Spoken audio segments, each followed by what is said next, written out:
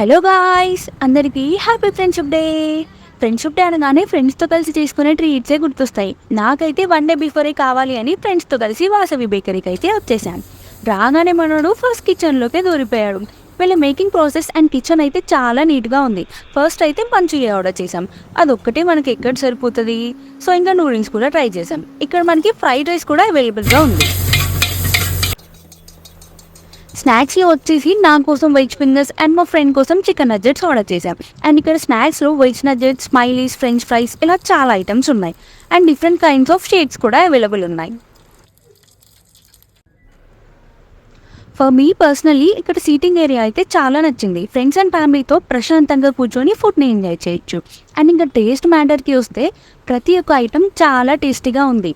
అలా లెమన్ని స్క్వీజ్ చేసుకొని ఆనియన్ పెట్టుకొని తింటే మనలాంటి ఫుడ్డీస్కి అదొక టైప్ ఆఫ్ స్వర్గం.